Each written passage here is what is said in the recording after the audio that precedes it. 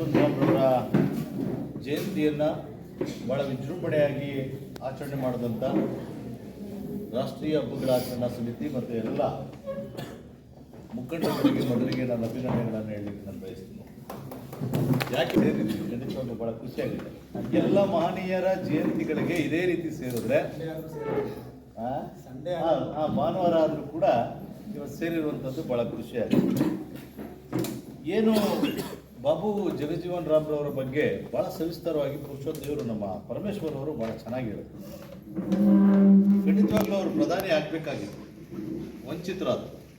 ಅದ್ರ ಬಗ್ಗೆ ನಮ್ಮೆಲ್ಲರಿಗೂ ಕೂಡ ನೋವಿದೆ. ಸಮರ್ಥವಾದಂಥ ವ್ಯಕ್ತಿಯನ್ನು ಇವತ್ತಿನ ಕಾಲಘಟ್ಟದಲ್ಲಿ ತಾವೆಲ್ಲರೂ ಕೂಡ ನೋಡಿದ್ದೀವಿ. ಸಮರ್ಥವಾದಂಥ ವ್ಯಕ್ತಿಗೆ ಸೂಕ್ತವಾದಂಥ ಹುದ್ದೆಗಳು ಸಿಗೋದು ಭಾಳ ಕಷ್ಟ. ಅವತ್ತು ಕೂಡ ಶೋಷಣೆಗೊಳಗಾದರೂ ಇವತ್ತು ಕೂಡ ಈಗಾಗಲೇ ನಮ್ಮ ಕರ್ನಾಟಕದಲ್ಲೂ ಕೂಡ ನೀವು ನೋಡಿದ್ದೀವಿ. ನಾವು ಹಲವಾರು ವರ್ಷಗಳ ಕೂಗು ದಲಿತ ಮುಖ್ಯಮಂತ್ರಿ ಬೇಕು, ಆಗಬೇಕು, ದಲಿತರೊಬ್ಬರು ಮುಖ್ಯಮಂತ್ರಿ ಆಗಬೇಕು. ಇನ್ನೂ ಕೂಡ ಒಬ್ಬ ದಲಿತರ ಮುಖ್ಯಮಂತ್ರಿ ಆಗಲಿಲ್ಲ. ಇದು ನಮ್ಮ ದುರ್ದೈವ. ನಾವೆಲ್ಲರೂ ಕೂಡ ಆಲೋಚನೆಯನ್ನು ಮಾಡಬೇಕು, ಅದು ಹೋಗ್ಲಾಡಬೇಕು. ನಾನಂತೂ ಹೇಳ್ತೀನಿ, ಅದ್ಯಾವುದು ಹೊಲಸು ತಿನ್ನೋ ನಾಯಿನ ತೊಗೊಂಬಂದು ಮನೆ ಮೇಲೆ ಕೂರಿಸ್ಕೋತೀವಿ, ಮೈ ಮೇಲೆ ಕೂರಿಸ್ಕೋತೀವಿ, ಮನೆ ಒಳಗಡೆ ಬಿಟ್ಕೋತೀವಿ. ಇವತ್ತು ಮನಸ್ಸು ನಾವು ಜಾತಿ, ಮೇಲ್ಜಾತಿ, ಕೀಳು ಜಾತಿ ಇವೆಲ್ಲವನ್ನು ಕೂಡ ನಿಜವಾಗ್ಲೂ ಕೂಡ ಈ ನಾಗರಿಕ ಸಮಾಜ ತಲೆಕೆಡಿಸುವಂಥದ್ದು. ಇದು ಆಗಬಾರ್ದು, ಯಾರೂ ಕೂಡ ಮಾಡಬಾರ್ದು. ಇವತ್ತಿನ ಪರಿಸ್ಥಿತಿಯಲ್ಲಿ ನನಗೊಂದು ನೋವು ಅಂತ ಹೇಳಿದ್ರೆ, ಒಳ್ಳೆ ವಿದ್ಯಾವಂತರು ಬುದ್ಧಿವಂತರೇ ಮಾಡ್ತಾರೆ. ಯಾರೋ ವಿದ್ಯಾವಂತರು ಗೊತ್ತಿಲ್ಲದವ್ರು ಮಾಡಿದ್ರೆ ಗೊತ್ತಿಲ್ಲದೆ ಮಾಡ್ತಾರೆ. ಇತ್ತೀಚಿನ ದಿನಗಳಲ್ಲಿ ಹಲವಾರು ಪ್ರಕರಣಗಳನ್ನು ನಾವೆಲ್ಲರೂ ಕೂಡ ನೋಡ್ತಿದ್ದೀವಿ. ವಿದ್ಯಾವಂತರು, ಬುದ್ಧಿವಂತರು, ಸುಸಂಸ್ಕೃತರು ಅನ್ನಿಸ್ಕೊಂಡಂಥವ್ರೆ ಈ ರೀತಿಯಾದಂಥ ಪ್ರಕರಣಗಳನ್ನು, ಹಲವಾರು ಪ್ರಕರಣಗಳನ್ನು ಮಾಡ್ತಕ್ಕಂಥದ್ದು ಸರಿ ಇಲ್ಲ. ನಾವು ಬಸವಣ್ಣವ್ರನ್ನ ಯಾಕೆ ನಾವು ಸಾಂಸ್ಕೃತಿಕ ರಾಯಭಾರಿ ಅಂತ ನಾವು ಕರಿತೀವಿ ಅಂತ ಹೇಳಿದ್ರೆ, 12ನೇ ಶತಮಾನದಲ್ಲೇ ಬಸವಣ್ಣವರು ಈ ಜಾತಿ ಬಗ್ಗೆ, ತಾರತಮ್ಯದ ಬಗ್ಗೆ ಬಹಳ ಕೆಟ್ಟದಾಗಿ ನೀವೇನು ಮಾಡ್ತಿದ್ದೀರಿ, ನೀವು ಮಾಡಬಾರ್ದು, ಎಲ್ಲರೂ ಕೂಡ ನಾವು ಒಂದು ಅಂತಕ್ಕಂಥದ್ದನ್ನು ಬಸವಣ್ಣವರು ಅವತ್ತು ಸಾರುದು. ನಾವೆಲ್ಲ ಮಾನವ ಜಾತಿ, ಮನುಷ್ಯ ಜಾತಿ ಅಂತೇಳಿ ಆ ನಿಟ್ಟಿನಲ್ಲಿ ಅದಕ್ಕೆ ನಾವು ಬಸವಣ್ಣವ್ರನ್ನ ನಾವು ಸಾಂಸ್ಕೃತಿಕ ರಾಯಭಾರಿ ಅಂತ ಕರೆಯೋದು. ಹಾಗಾಗಿ ಎಲ್ಲ ಮಹನೀಯರನ್ನು ನಾವು ಯಾವುದೇ ಮಹನೀಯರಿಗೆ ಅವಮಾನ ಮಾಡೋಕ್ಕೆ ಹೋಗಬಾರ್ದು.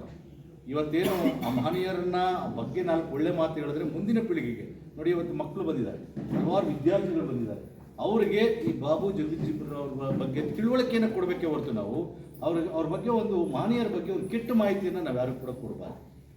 ಹಾಗಾಗಿ ಮತ್ತೆ ಇನ್ನೊಂದು, ಇತ್ತೀಚಿನ ದಿನಗಳಲ್ಲಿ ಈಗಾಗಲೇ ಶೋಷಿತ ಸಮಾಜ, ನಮ್ಮ ಬಾಬು ಜಗಜೀವನ್ ರಾಮ್ರವರ ಅನುಯಾಯಿಗಳು ಒಂದಷ್ಟು ಜನ ಈಗಾಗಲೇ ಒಂದು ಒಳ ಮೀಸಲಾತಿ ಬೇಕು ಅಂತಂತೇಳಿ ಒಂದು ಹೋರಾಟ ಈ ರಾಜ್ಯದಲ್ಲಿ ನಾವು ನೋಡ್ತೀವಿ.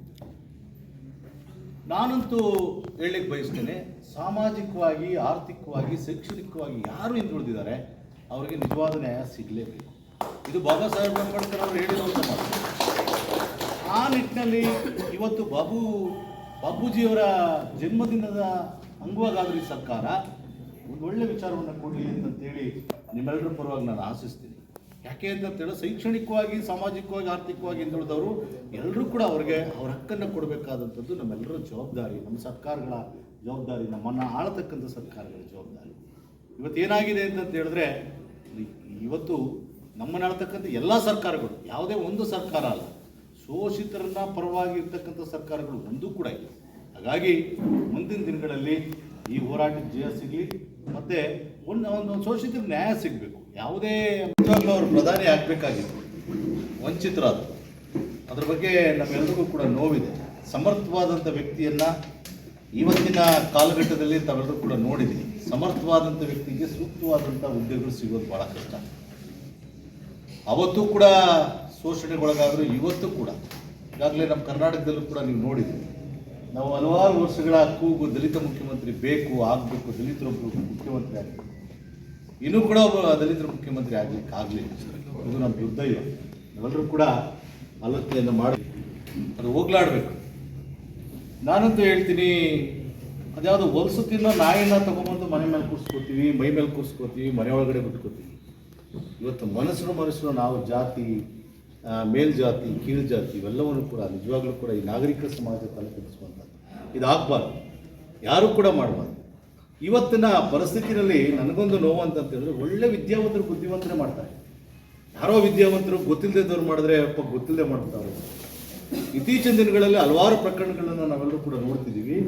ವಿದ್ಯಾವಂತರು, ಬುದ್ಧಿವಂತರು, ಬಟ್ ಸುಸಂಸ್ಕೃತರು ಅನ್ನಿಸ್ಕೊಂಡಂಥವ್ರೆ ಈ ರೀತಿಯಾದಂಥ ಪ್ರಕರಣಗಳನ್ನು, ಹಲವಾರು ಪ್ರಕರಣಗಳನ್ನು ಮಾಡ್ತಕ್ಕಂಥದ್ದು ಸರಿ ಇಲ್ಲ. ನಾವು ಬಸವಣ್ಣವ್ರನ್ನ ಯಾಕೆ ನಾವು ಸಾಂಸ್ಕೃತಿಕ ರಾಯಭಾರಿ ಅಂತ ನಾವು ಕರಿತೀವಿ ಅಂತ ಹೇಳಿದ್ರೆ, 12ನೇ ಶತಮಾನದಲ್ಲೇ ಬಸವಣ್ಣವರು ಈ ಜಾತಿ ಬಗ್ಗೆ, ತಾರತಮ್ಯದ ಬಗ್ಗೆ ಬಹಳ ಕೆಟ್ಟದಾಗಿ ನೀವೇನು ಮಾಡ್ತಿದ್ದೀರಿ, ನೀವು ಮಾಡಬಾರ್ದು, ಎಲ್ಲರೂ ಕೂಡ ನಾವು ಒಂದು ಅಂತಕ್ಕಂಥದ್ದನ್ನು ಬಸವಣ್ಣವರು ಅವತ್ತು ಸಾರುದು. ನಾವೆಲ್ಲ ಮಾನವ ಜಾತಿ, ಮನುಷ್ಯ ಜಾತಿ ಅಂತಂತೆ. ಆ ನಿಟ್ಟಿನಲ್ಲಿ ಅದಕ್ಕೆ ನಾವು ಬಸವಣ್ಣವ್ರನ್ನ ನಾವು ಸಾಂಸ್ಕೃತಿಕ ರಾಯಭಾರಿ ಅಂತ ಕರೆಯೋದು. ಹಾಗಾಗಿ ಎಲ್ಲ ಮಹನೀಯರನ್ನು ನಾವು ಯಾವುದೇ ಮಹನೀಯರಿಗೆ ಅವಮಾನ ಮಾಡೋಕ್ಕೆ ಹೋಗಬಾರ್ದು. ಇವತ್ತೇನು ಆ ಮಹನೀಯರನ್ನ ಬಗ್ಗೆ 4 ಒಳ್ಳೆ ಮಾತು ಹೇಳಿದ್ರೆ ಮುಂದಿನ ಪೀಳಿಗೆಗೆ ನೋಡಿ, ಇವತ್ತು ಮಕ್ಕಳು ಬಂದಿದ್ದಾರೆ, ಹಲವಾರು ವಿದ್ಯಾರ್ಥಿಗಳು ಬಂದಿದ್ದಾರೆ, ಅವರಿಗೆ ಈ ಬಾಬು ಜಗಜ್ಜೀವನರವ್ರ ಬಗ್ಗೆ ತಿಳುವಳಿಕೆಯನ್ನು ಕೊಡಬೇಕೇ ಹೊರತು ನಾವು ಅವ್ರ ಬಗ್ಗೆ ಒಂದು ಮಹನೀಯರ ಬಗ್ಗೆ ಒಂದು ಕೆಟ್ಟ ಮಾಹಿತಿಯನ್ನು ನಾವು ಯಾರು ಕೂಡ ಕೊಡಬಾರ್ದು. ಹಾಗಾಗಿ ಮತ್ತೆ ಇನ್ನೊಂದು, ಇತ್ತೀಚಿನ ದಿನಗಳಲ್ಲಿ ಈಗಾಗಲೇ ಶೋಷಿತ ಸಮಾಜ, ನಮ್ಮ ಬಾಬು ಜಗಜ್ಜೀವನರಾಮ್ರವರ ಅನುಯಾಯಿಗಳು ಒಂದಷ್ಟು ಜನ ಈಗಾಗಲೇ ಒಂದು ಒಳ ಮೀಸಲಾತಿ ಬೇಕು ಅಂತಂತೇಳಿ ಒಂದು ಹೋರಾಟ ಈ ರಾಜ್ಯದಲ್ಲಿ ನಾವು ನೋಡ್ತೀವಿ. ನಾನಂತೂ ಹೇಳಲಿಕ್ಕೆ ಬಯಸ್ತೇನೆ, ಸಾಮಾಜಿಕವಾಗಿ, ಆರ್ಥಿಕವಾಗಿ, ಶೈಕ್ಷಣಿಕವಾಗಿ ಯಾರು ಹಿಂದುಳಿದಿದ್ದಾರೆ ಅವರಿಗೆ ನಿಜವಾದ ನ್ಯಾಯ ಸಿಗಲೇಬೇಕು. ಇದು ಬಾಬಾ ಸಾಹೇಬ್ ಅಂಬೇಡ್ಕರ್ ಅವರು ಹೇಳಿರುವಂಥ ಮಾತು. ಆ ನಿಟ್ಟಿನಲ್ಲಿ ಇವತ್ತು ಬಾಬೂಜಿಯವರ ಜನ್ಮದಿನದ ಅಂಗವಾಗಾದರೂ ಈ ಸರ್ಕಾರ ಒಂದು ಒಳ್ಳೆ ವಿಚಾರವನ್ನು ಕೊಡಲಿ ಅಂತಂತೇಳಿ ನಿಮ್ಮೆಲ್ಲರ ಪರವಾಗಿ ನಾನು ಆಶಿಸ್ತೀನಿ. ಯಾಕೆ ಅಂತಂತೇಳಿ, ಶೈಕ್ಷಣಿಕವಾಗಿ, ಸಾಮಾಜಿಕವಾಗಿ, ಆರ್ಥಿಕವಾಗಿ ಹಿಂದುಳಿದವರು ಎಲ್ಲರೂ ಕೂಡ ಅವ್ರಿಗೆ ಅವ್ರ ಹಕ್ಕನ್ನು ಕೊಡಬೇಕಾದಂಥದ್ದು ನಮ್ಮೆಲ್ಲರ ಜವಾಬ್ದಾರಿ, ನಮ್ಮ ಸರ್ಕಾರಗಳ ಜವಾಬ್ದಾರಿ, ನಮ್ಮನ್ನು ಆಳತಕ್ಕಂಥ ಸರ್ಕಾರಗಳ ಜವಾಬ್ದಾರಿ. ಇವತ್ತೇನಾಗಿದೆ ಅಂತಂತ ಹೇಳಿದ್ರೆ, ಇವತ್ತು ನಮ್ಮನ್ನು ಆಳ್ತಕ್ಕಂಥ ಎಲ್ಲ ಸರ್ಕಾರಗಳು, ಯಾವುದೇ ಒಂದು ಸರ್ಕಾರ ಅಲ್ಲ, ಶೋಷಿತರನ್ನ ಪರವಾಗಿ ಇರ್ತಕ್ಕಂಥ ಸರ್ಕಾರಗಳು ಒಂದೂ ಕೂಡ ಇಲ್ಲ.